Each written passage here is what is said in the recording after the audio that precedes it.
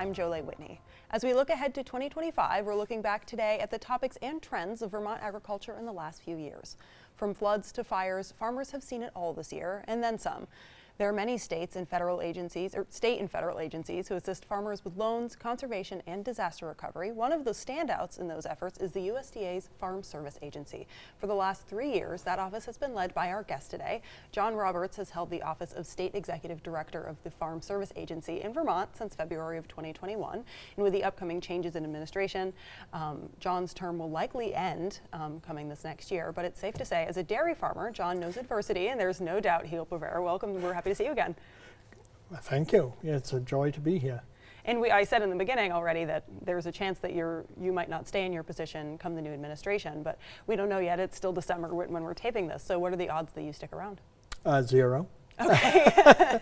I mean, I just think this position is a political appointment.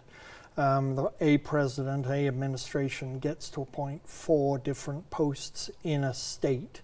And we are actually the only positions that are appointed within a state. All the other appointments are at the federal level in Washington, D.C., basically. So there's myself, the Rural Development Director, the U.S. Marshal, and the federal attorney. And so, the administration will want to put their own stamp on it. Sure. So you were put in this position by Joe Biden then? Yes. Wow. And so in your time here, what's been like kind of a highlight? So what stands out? Well, first of all, the staff. I have an incredible staff. They are wonderful, hardworking people, overworked people. They're asked to do a huge amount of thing. And we've been dealing with, it seems like one disaster after another, starting with a winter storm in 2021. I think get my right. But then flooding, of course, in 23 and 24. They're sort of almost the same, a year apart, and windstorms that do a lot of damage in woodlands, maple forests, and this sort of thing. So. Those have been many of the highlights or maybe difficulties hallmarks, that we've had to deal with. Sure. Yeah. And you already kind of touched on disaster relief, but how does the Farm Service Agency really respond to farmers when it comes to that? Okay, this is one of our main jobs. And I say this with a certain sense of trepidation because I am frustrated about how complicated and bureaucratic our systems are. But, we do help farmers clear their flooded fields, clear debris off their flooded fields, restore when there's erosion, restore the fields so they can get them back in farming. We've put in over nearly $3.5 million for that kind of program since 2023 and 2024. We are still making substantial payments for 2024 and still 1 or 2 for 2023. So it's a big deal. It's a pity it is so bureaucratic, but I also sort of understand that because we're spending people's money, taxpayers' money. And we need to be careful that we're doing it in a proper way that we can justify. So yeah, I think we've all seen them on television, pictures of disasters, but we've helped with rebuilding fencing for grazing operations that their fencing was swept away, and we've got some programs that are still coming down the pike. We just introduced a market assistance for specialty crops program, which everybody who grows fruits, vegetables, Christmas trees should go to their local FSA office and apply for. We have a deadline of doing it by January 8th. Sure. So, it's just very active. Yeah, and let's talk numbers a little bit more. How much in loans has the FSA offered this year? goodness, I'm sorry, just Sorry, shuffling, putting you right on the spot. getting my details here, because once we get into $25.5 million? Does that sound right? that is exactly right. We've done about 25.5 million. During COVID, there was a big downturn in loan applications, and we went from about 6,000 loans. And it's not just loans, it's any kind of program with our loan department. We do operating loans, we do farm purchases, and we do emergency loans, and we do guaranteed loans. We work with either a local bank or somebody like VEDA, the Vermont Economic Development Authority. And we've gone from 6,000 of those in 2023 to all the way up, almost double, to over 11,300 in 2024. And we expect that to go up. One of the exciting programs for me is our Beginning Farmer and Rancher program, where we've done, roughly 3.3 million. And this is for people just wanting to get into farming. And particularly people who don't have less than 10 years experience in farming or are from a disadvantaged group. And that's exciting. That's Sure. really paying off. And dairy is a huge part of Vermont, but it's not just dairy farmers who are eligible for these, right? Oh, yeah. When I first moved to Vermont in 1974, we had nearly 5,000 dairy farms, and now we have, I think it's about 480. It's probably less than that. We still have something around 7,000 farmers altogether, but a lot of them it's not a full-time job. They have off-farm work. We've seen a huge rise in specialty crops, specialty products, whether it's grass-fed beef or whether it's sheep. Sheep is having a bit of a resurgence right now, for example. So there are a lot of exciting things going on.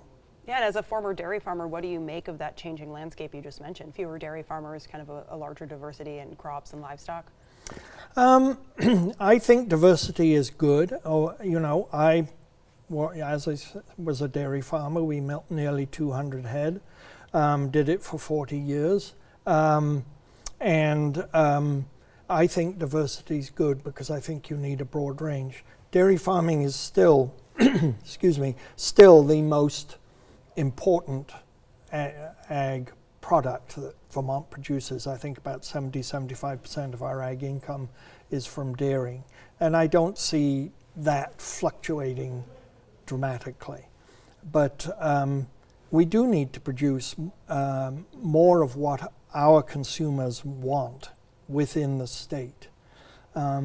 And it is a little horrifying how much of our land has gone out of farming. It's either gone into, I'm not speaking against housing, we desperately need housing, but, development or just being left fallow. I mean, I drive from Middlebury to my office in Colchester 3 times a week. Quite a drive, too. It's quite a drive. And I usually come up through Moncton, and I'm always disturbed by how many fields I see that nothing is happening. They're getting overgrown by weeds.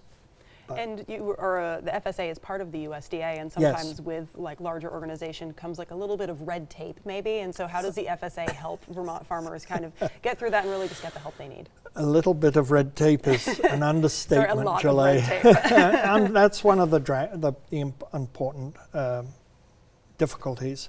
But you farmer, go into the office and you will find that those staff are trained and ready and willing to help you through the maze. Some of it can be extremely complicated. If I said anything to farmers, it would be keep records. If you buy hay, get an invoice. If you buy silage, get an invoice. If you buy whatever get invoices, because you never know down the road when you might need those. For example, that's just one thing. And you can spend a lot of time trying to tease out that information. And you mentioned the employees that work at the VFA. So what was like or the FSA, I should say, you've expanded the staffing there a good amount. So was that kind of the motivation for that? Well, we haven't really expanded. We are limited. We have a cap of like 43 employees in the whole state. But what we've done is, in my time, we've had a number of retirements, and you have unexpected things. Like I had a county executive director who was managing 2 offices, and she decided, she was from New York, and she was offered a job in near her home. So she no longer had an hour-and-a-half commute every day, one-way hour-and-a-half commute. So, you know, you lose people like that. In my time, I've been able to hire 7 county executive directors. We have 9 offices, so that's the vast majority. We've hired loan managers, we've hired loan specialists, we've hired loan trainees, we've hired several program analysts. It's a constant because we constantly have flux. We're in the middle of hiring more program analysts as we speak. So you know, and it's great. And it's like the last position we just hired. We had 38 applicants for that, for a job in Addison County in Middlebury, in our Middlebury office, which is exciting to get that kind of turnout. Yeah. And we're almost at the end of the show, but yes. as you kind of near the end of your term, what's next? Well, I'm a lover of farming. I'm a lover of Vermont farming.